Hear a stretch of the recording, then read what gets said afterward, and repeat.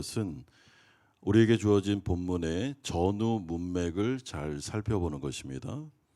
그러므로 그 문맥을 성경에서 떼어내어서 본문을 떼어내어서 본문만을 보면 그래도 성경의 은혜가 될 수 있지만 성경을 잘못 해석할 수 있는 맥락을 무시하는 일이 될 수가 있습니다. 이런 점에서 오늘 우리가 살펴볼 이 본문은 앞부분에 있는 맥락이 있습니다. 그것은 여러분 기억하실지 모르겠지만 우리가 2주 전에 살펴본 한 어리석은 부자에 대한 이야기가 나왔습니다. 이 어리석은 부자는 이 세상의 이 모든 것임을 생각하고 재산을 쌓는데 전 인생을 투자하고 그리고 그 재물이 자신의 세상의 삶과 또한 영원한 인생까지도 책임져 줄 거다라는 확실한 가치관과 믿음을 가지고 우상 숭배에 빠져 있었던, 탐심에 빠져 있었던 사람이었습니다. 한 어리석은 부자에 대한 이야기를 하신 이후에 예수님은 아무것도 염려하지 마라.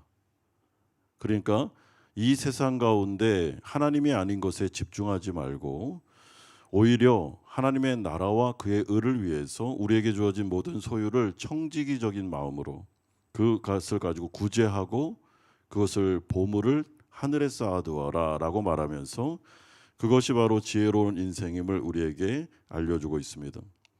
그러므로 오늘 본문을 살펴보실 때 이 맥락이 예수님께서 어리석은 인생은 어떤 인생이고 지혜로운 인생은 어떤 인생인지를 보여주는 그 맥락 속에, 문맥 속에서 오늘 본문이 있다는 것을 기억할 때 여러분 예수님께서는 한 번도 지혜로운 인생과 어리석은 인생을 우리에게 비유적으로 말씀하시면서 가르쳐주고 있습니다. 그러니 이 세상에 어리석게 살지 말고 지혜롭게 살라는 거죠. 여러분 이런 점에서 오늘 우리가 첫 번째로 살펴볼 주제는 예수님의 분명한 가르침, 성경의 교리 중에 기독교 종말론에 대해서 35절에서 48절은 말씀하고 있습니다. 여러분 오늘 본문에 보시면 집이라는 그 배경이 나오는데 예수님이 예화를 들면서 한 집에 대한 이야기를 하십니다. 그런데 36절, 39절, 42절에 이 집이라는 단어가 3번씩이나 반복되는 것을 볼 때 여러분 지금 예수님께서는 어떤 한 공간에 대한 이야기를 하고 있다는 것을 알게 됩니다. 그런데 이 집은 텅 빈 집이 아니라 주인이 살아있는, 주인이 다스리고 있는 집이었습니다. 그래서 오늘 본문을 유심히 보시면 주인이라는 단어가 여러분 한번 세보십시오. 주인이라는 단어가 몇 번 나온지 아십니까? 12번 나옵니다. 굉장히 많이 나옵니다. 여러분 성경에서 단어가 반복되거나 표현이 반복되면 강조점이 있는데 오늘 본문의 강조점은 집이라는 공간과 그리고 그 집을 다스리는 주인에게 포커스가 맞춰져 있습니다. 또한 이 집에는 청지기가 있는데 이 청지기는 여러분 그 당시에 주인의 소유를 도맡아 관리했던 종이었는데요. 그러므로 이 집에 종이라는 단어, 이 예화의 종이라는 단어가 무려 8번씩이나 나오고 있습니다. 그러므로 오늘 이 예화를 보실 때 예수님께서 어느 집이라는 곳에 그렇죠? 주인이 계시고 거기에 종들이 있는데 이 종들이 어떻게 해야 지혜롭게 살 수 있는지를 말씀해 주시는 예화가 되는 것입니다. 여러분 이런 점에서 이 세상을 비롯한 그러니까 집이라는 공간이 세상을 비유할 수도 있고 교회를 비유할 수도 있는데요.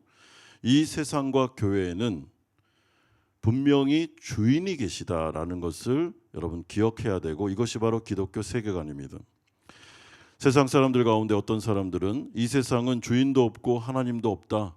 이 세상은 그냥 자신이 노력한 만큼 얻어내는 자신이 차지하면 다 땅을 차지할 수 있는 무주 동산과 같다라고 말하는데 여러분 그것은 잘못된 이야기입니다. 자신들이 그렇게 믿고 싶을 뿐이죠. 성경은 절대로 그렇게 말하지 않습니다. 여러분 이 세상에는 주인이 계십니다. 창조주가 계십니다.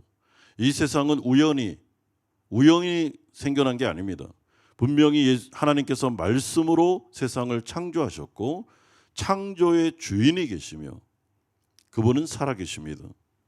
또한 교회에도 분명히 주인이 계십니다. 교회의 주인은 하나님이시고 교회의 머리는 예수님이시며 교회를 다스리는 분은 성령님이십니다.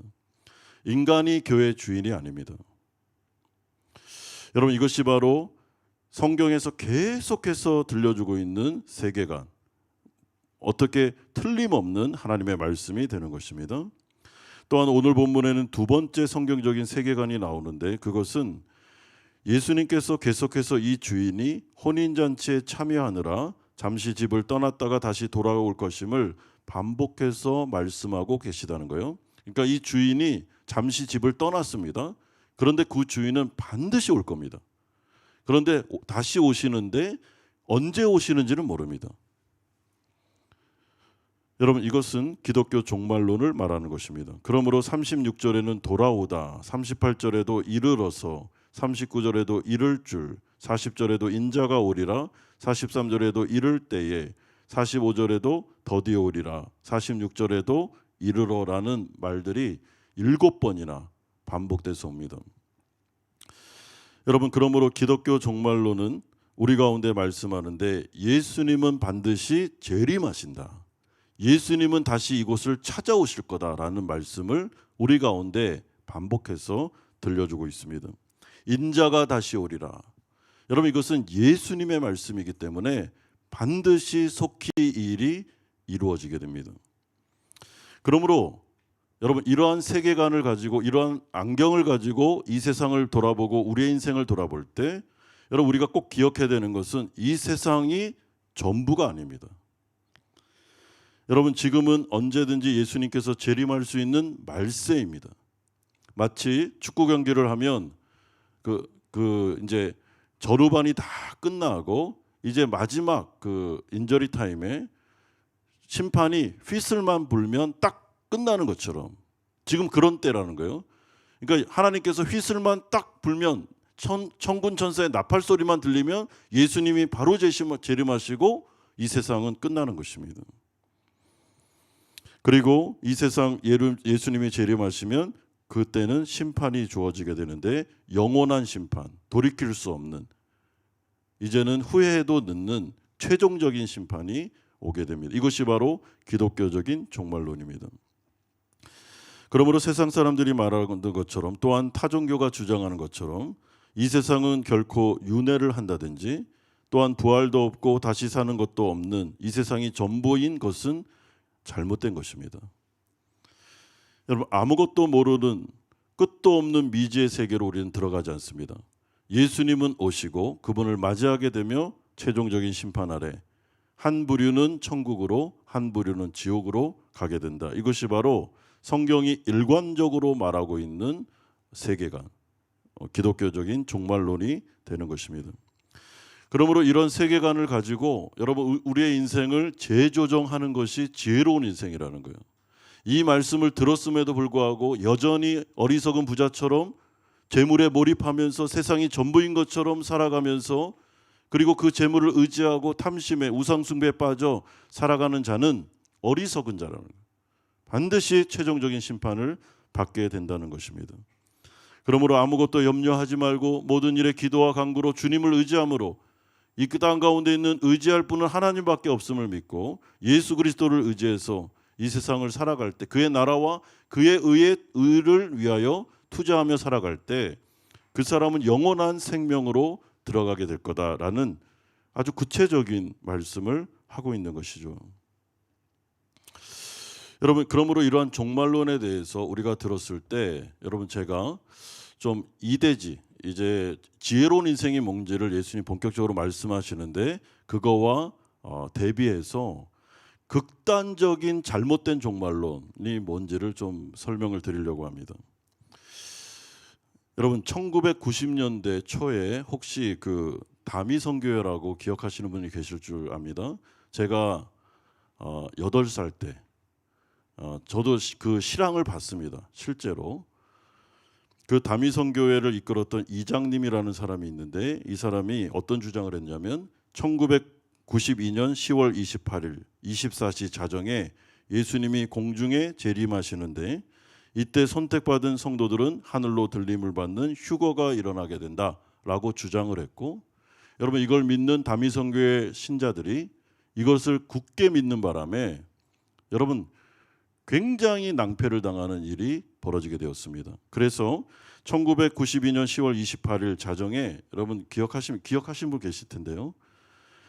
TV 카메라들이 다 와가지고 그 장면을 현장을 실제로 내보냈습니다. 저도 봤습니다. 어렸을 때. 여러분 이 시한부 종말론에 빠진 이 신도들은 여러분 어떤 사람들은 직장을 사표내고 어떤 신도는 가게를 폐업하고 고등학생과 대학생들은 학업을 중단하고 가출해서 선교회로 가기까지 했습니다. 또한 심지어 현역 군인 중에 어떤 군인은 탈영해서 여러분 다미 선교회 갔어요. 왜냐하면 그때 예수님 재림하시면 여러분 뭐 군대 있든 말든 상관없지 않습니까? 그러니까 온 겁니다. 그리고 어떤 사람들은 하늘로 올라갈 때 재물이 무슨 소용이야 하면서 전 재산을 팔아 이 다미 선교회에 바치는 일이 벌어졌습니다. 근데 좀 이상하죠. 왜 다미 선교회는 그 헌금을 왜 받아요? 그리고 남편과 아내가 그것을 말리면 사탄아 물러가라 하면서 이혼까지 하고 그리고 그 자정에 모인 겁니다. 어떤 일이 벌어졌겠습니까? TV로 생중계된 이 사건은 해프닝으로 끝나고 말았습니다. 어처구니 없는 일이 벌어졌는데 이 선교회 교주였던 이장님이 신도들에게 뜯어낸 돈으로 여러분 1993년 이후에 휴거 예정일 이후에 만기가 돌아오는 장기 채권을 매입했다가 그게 들통이 나고 말았습니다. 여러분 휴거가 일어난다고 한 지점에 그 이후에 투자한 장기 채권의 만기가 돌아오는데 이장님이 투자를 한 거예요. 그 헌금을 가지고 이게 다 들통이 났습니다. 그래서 여기 있었던 신도들이 전 재산과 일상을 잃어버리고 정신적인 충격에 빠져서 뿔뿔이 흩어져 만신창이가 되는 일이 벌어졌죠. 여러분 제가 이 예를 실제적인 예를 제 1대지에서 여러분들에게 소개해 드리는 이유는 이제부터 예수님이 하시는 말씀, 이 재림을 준비하는 지혜로운 성도들의 인생이 어떠해야 되는가 이런 식으로 하면 안 된다는 거예요. 여러분 이거는 기독교도 아니고 이단 중에 진짜 가장 악한 이단입니다. 여러분. 여기 빠지면 안 됩니다. 여러분 사람들이 제일 힘들어하는 게 뭐냐면 미래 문제. 그러므로 기독교라는 이름으로 미래 문제에 대해서 사람을 두렵게 만들거나 겁에 떨게 만들거나 억압하거나 이렇게 하면 여러분 그 다 이단입니다. 성경은 또한 하나님은 절대로 성도들을 그런 식으로 인도하지 않습니다. 윽박지르고 너 이렇게 안 하면 죽어 이런 식으로 하지 않는다는 거예요.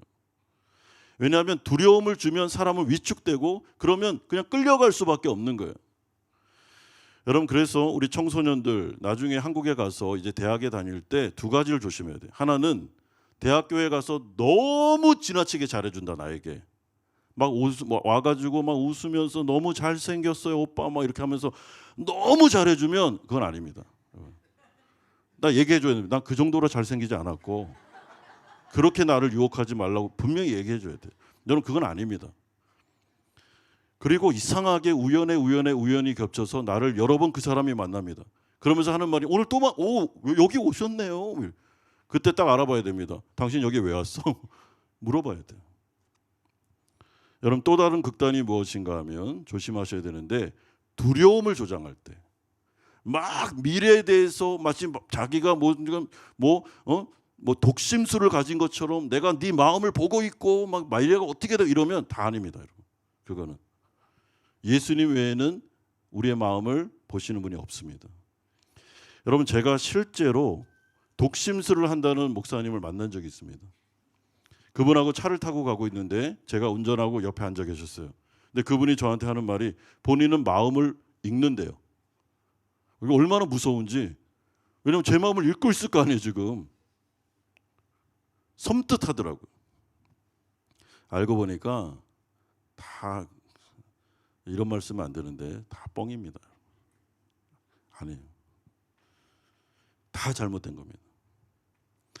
여러분 예수님은 인격적이고 그리고 우리를 그런 식으로 다루지 않습니다. 말씀을 통해 설득하고 그리고 우리한테 정직하십니다.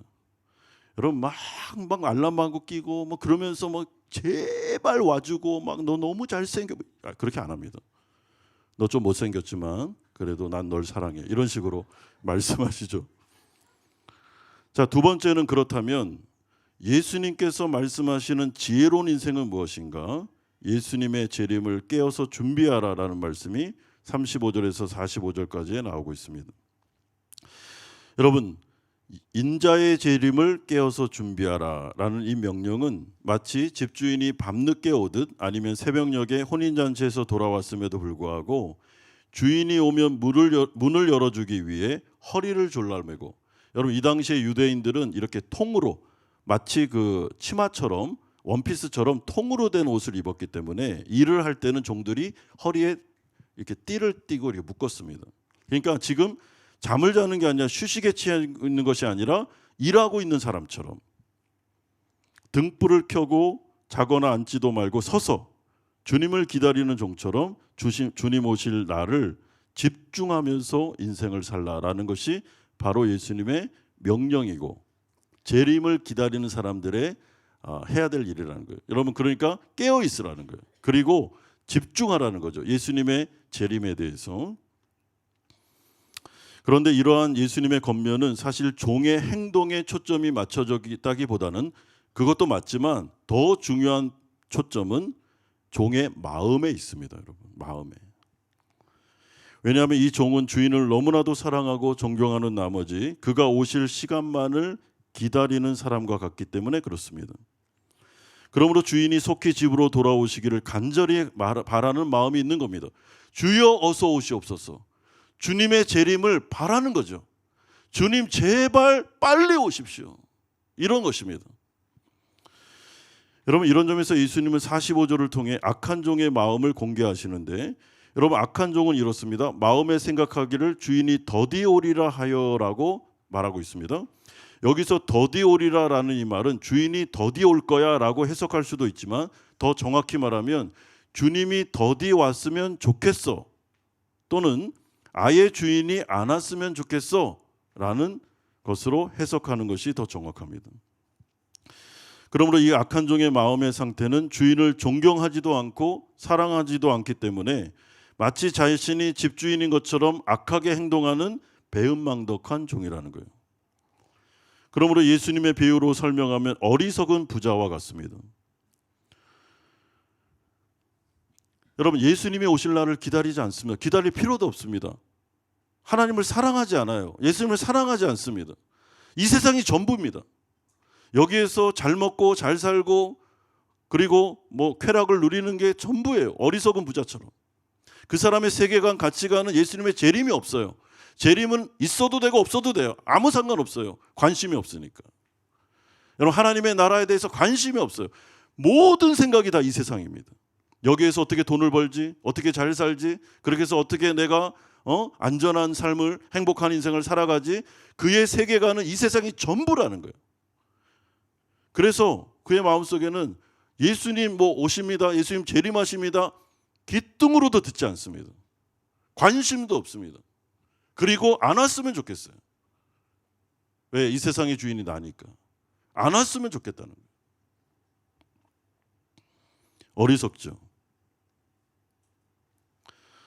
하지만 여러분, 오늘 본문에서 예수님은 이 지혜로운 종에 대해 말씀하시면서 주인을 사랑하기 때문에 주인이 언제든지 올 것을 준비하면서 깨워서 주님 맞을 준비를 하고, 마치 신부가 신랑을 맞이할 준비를 하는 것처럼, 혼인 예식을 기다리는 신부처럼 주님 오시는 그날을 너무 기대하는 마음으로 이 세상을 믿음으로 살아가는 자들, 그 사람들이 바로 거룩한 순결한 인생을 사는 지혜로운 성도다라고 말씀하고 있습니다.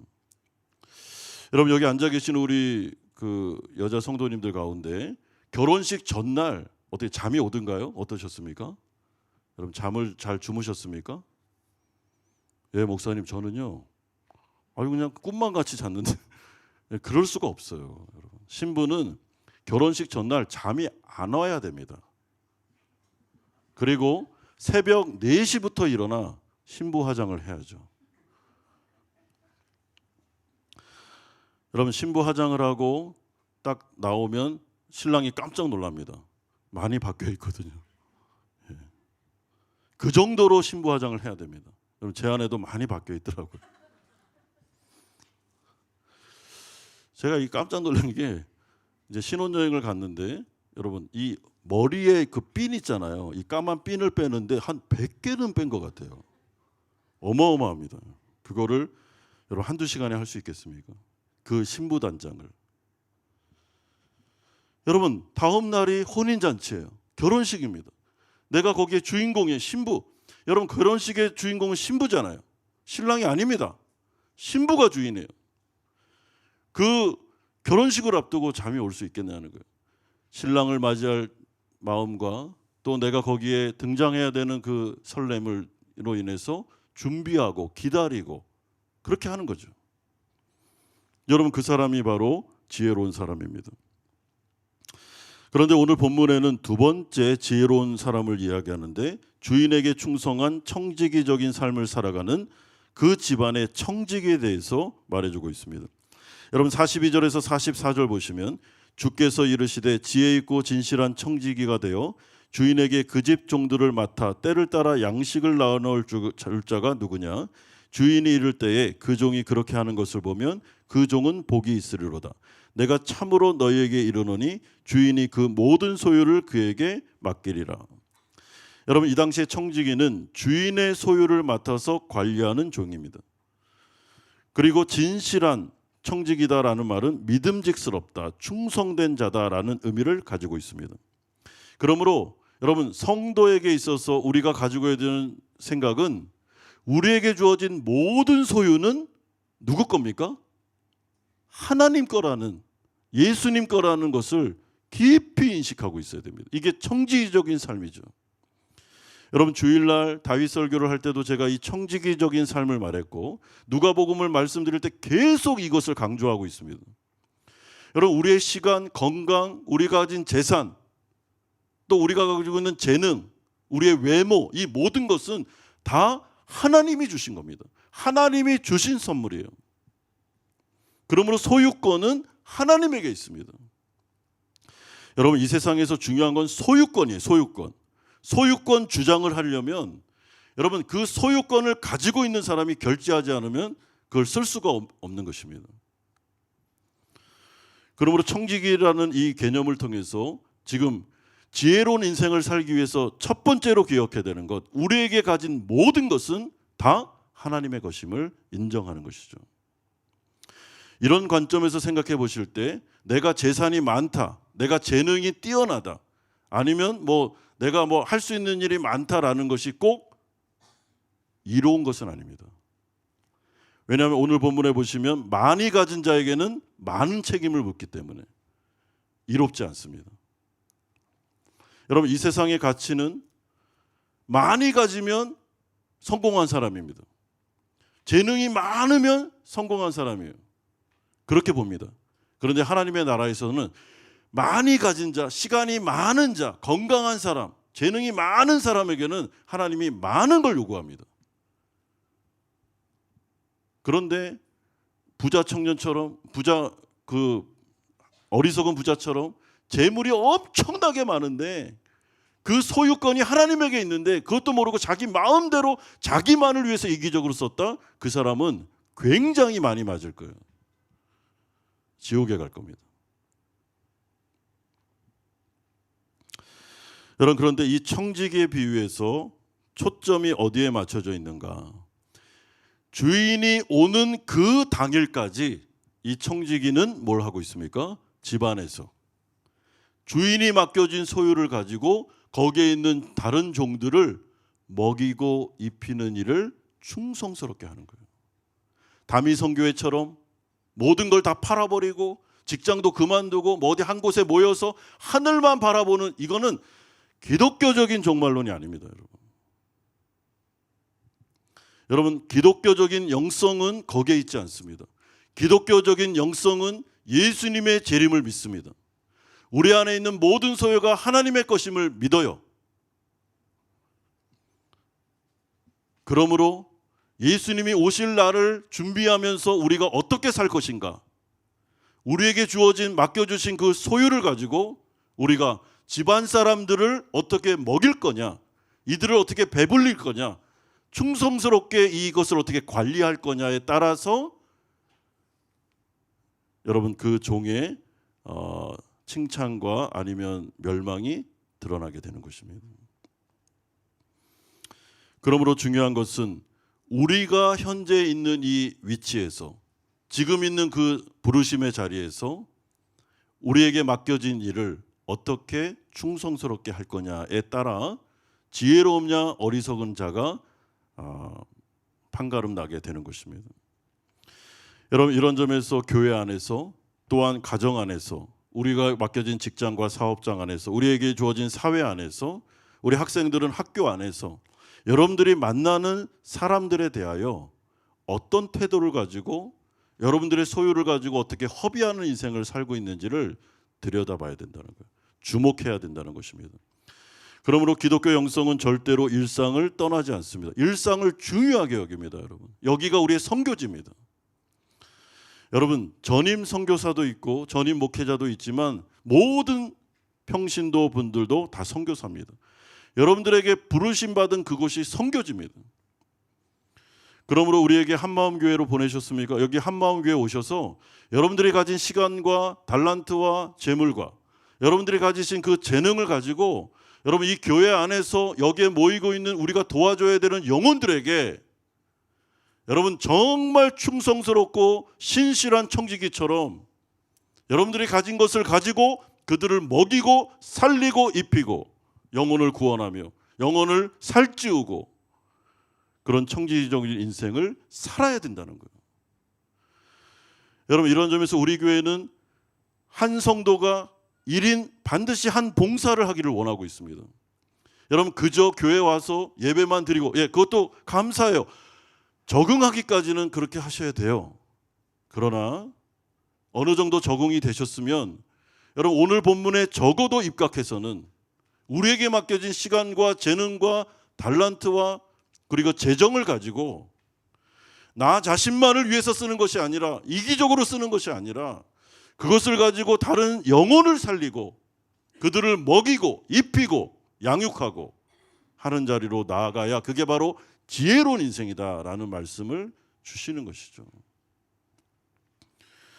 여러분, 이런 점에서 우리 교회 주일학교 교사들, 여러분들이 하고 있는 일이 힘들고 어려워도 하십시오. 여러분, 교사가 얼마나 힘든지 압니다. 저도. 제가 목회하기 전에 청소년 사역 했잖아요. 청소년들을 1년에 아이들을 만나서 도와주고 먹이고 입히고 그 말 잘 안 듣는 아이들, 까다로운 아이들을 데리고 한다는 게 쉽지 않다는 걸 알아요. 여러분, 저는 20대 때 청년부 부장을 했습니다. 뭐 교회 좀 열심히 다녀서 그렇게 됐는지 몰라도 교회 봉사를 많이 했어요. 여러분, 교회 봉사가 어려운 걸 압니다. 그러나 하십시오.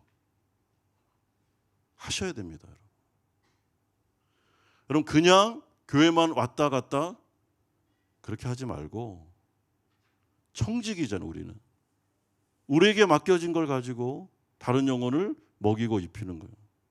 여러분, 예수님이 그렇게 하라고 우리에게 말씀하고 있지 않습니까?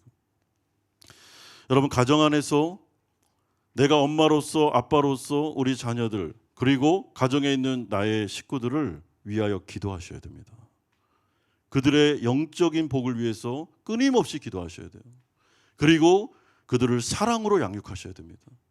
여러분, 부모들은 자녀들을 사랑으로 양육하라고 우리에게 맡겨주신 아이들이잖아요. 아이들에 대해서 사랑하셔야 됩니다. 여러분. 어떤 부모가 자녀를 안 사랑합니까? 안 사랑하는 부모도 있어요. 그렇게 하시면 안 됩니다. 우리에게 맡겨진 직장과 사업장에서 만나는 베트남인들에게 여러분 거룩한 부담감을 가지셔야 됩니다. 그 영혼들에 대해서 내가 말 한마디 잘못하면 이 영혼이 시험 들 수 있고 그리고 기독교에 대해서 낙심할 수 있기 때문에 조심하는 것이죠. 그러므로 예수님께서 거룩한 이 청지기 비유를 통해서 우리에게 하시는 말씀은 예수님 재림하시지만 그렇다고 해서 다미성교회 같이 이런 식으로 살지 말고 더 세상 속으로 깊이 들어가 우리에게 주어진 공동체 안에서 우리의 지위와 우리의 달란트와 모든 것을 가지고 내가 만나고 부딪히는 그 영혼들에 대하여 책임감을 가지고 그들에게 허비하는 인생, 그들에게 구제하는 인생, 그들의 영혼을 살리는 인생을 살아가라. 이게 바로 지혜로운 종말을 대비하는 삶이다라고 말씀해 주고 있습니다. 그러므로 마지막 세 번째로 이런 지혜로운 자와 그렇지 못한 어리석은 자는 어떤 최후를 맞이하게 되는가? 여러분 오늘 본문 37절에서 38절 그리고 43절을 보시면 세 번씩이나 이런 자들에게는 뭐가 있다고 합니까? 복이 있으리라라고 말씀하고 있습니다. 그러면서 37절에 내가 진실로 너에게 이르노니 주인이 띠를 띠고 그 종들을 자리에 앉히고 나와 수종들리라라는 부연 설명을 하시는데, 그러므로 이 복은 완성될 하나님의 나라에 들어갔을 때 성삼위 하나님께서 우리를 시중 드시는 완전한 평안과 안식과 행복으로 들어가는 하나님의 천국 생활을 의미하는 것입니다. 이렇게 살아가는 믿음의 종들은 반드시 완성될 하나님의 나라에서 영원한 안식 가운데 행복을 누리게 될 거라는 것이죠. 반면에 어리석은 종, 자신의 인생에 모든 것이 자신이 소유주임을 라고 착각하여 자신의 것을 가지고 이기적으로 자기만을 위해서 살았던 그 어리석은 부자와 같은 종들의 최후는 어떻게 됩니까?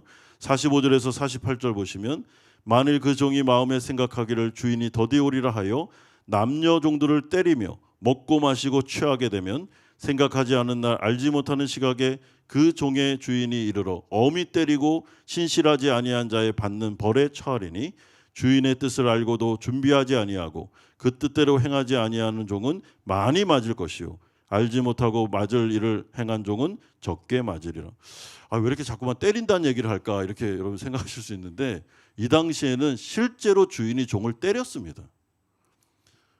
그렇기 때문에 이런 비유를 드는 거예요. 우리가 생각하면 좀 이해가 안 되지만 이 당시에는 실제로 종은 주인의 소유기 때문에 때리기도 하고, 여러분 엄히 때리기도 하고 막 채찍으로 때리기도 하고 그랬다니까요. 그래서 이런 비유, 문화적인 비유를 드는 것입니다. 여러분 이 사람의 행태는 무엇입니까? 남녀동들을 때리며 먹고 마시고 취하게 되면, 이게 무슨 말이에요? 주인의 소유가 자기 소유인 줄 알고 착각한 거예요. 그래서 자기 마음대로 산 겁니다. 그때 주인이 딱 와서 하는 게 엄히 때리고 지옥으로 보내는 거죠. 그러므로 이 어리석은 부자 비유에 이어서 주어지는 오늘 이 본문의 말씀, 지혜롭게 살라라는 이 청지적인 사명에 대해서 여러분 우리가 반드시 기억하셔야 됩니다. 그리고 이런 세계관을 가지고 이런 세계관을 가지고 안경을 딱 끼셔야 됩니다. 바꿔 끼셔야 됩니다. 그러면 이제는 그 안경으로 우리의 인생을 보셔야 됩니다. 그러면 보입니다, 여러분. 내가 지금 어떻게 살아가는지. 너무 이기적이에요. 자기 자신밖에 몰라.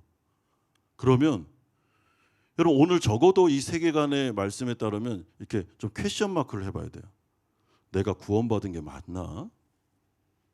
나는 왜 이렇게 나 자신만을 위해 살지? 이렇게 생각을 해야 되는 겁니다. 여러분 이런 점에서 우리 교회도 생각을 해야 되는 거예요. 하나님께서 우리 교회 가운데 재정을 허락하신다면 이걸 어떻게 쓸 것인가?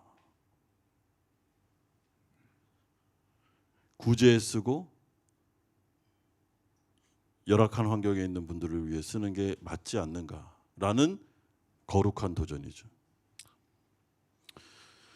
여러분 이런 점에서 좀 우리가 너무 이기적으로 살고 있다면 회개하고 인생을 한번 다시 돌아보고 내 시간과 재산과 탤런트와 내가 가지고 있는 재능과 건강과 이 모든 것들을 가지고 이제는 하나님의 나라를 위해서 어떻게 쓸 건지를 고민하고 이제는 지혜롭게 이걸 어디에 써야 되겠다라는 생각을 가지고 실제로 여러분 쓰십시오. 우리 교회만 해도 각 부서별로 봉사자들이 부족하다라는 얘기가 있습니다. 특별히 주일학교에 교사들이 부족하다. 아이들이 한배가정 아이들이 이렇게 많이 오는데 교사가 없다. 그러면 아이들을 보내는 부모님들은 여러분 고민하십시오. 아이들을 선생님에게만 맡기지 말고 본인이 한번 봉사자가 돼 보십시오. 그게 지혜로운 인생입니다. 예수님께서 우리 가운데 제발 지혜롭게 살라고 어리석게 살면 안 된다는 말씀을 무려 3번씩이나 세 번의 본문을 통해서 우리에게 말씀하십니다. 강조죠. 왜냐하면 예수님은 속히 올 것이고 재림은 반드시 올 것이며 마지막 심판이 있게 될 것이기 때문입니다. 그러므로 지혜롭게 살아서 하나님께 칭찬받는 성도님들 되시기를 주님의 이름으로 축원드립니다. 아멘. 기도하겠습니다. 거룩하신 아버지 하나님, 주님 오실 것입니다.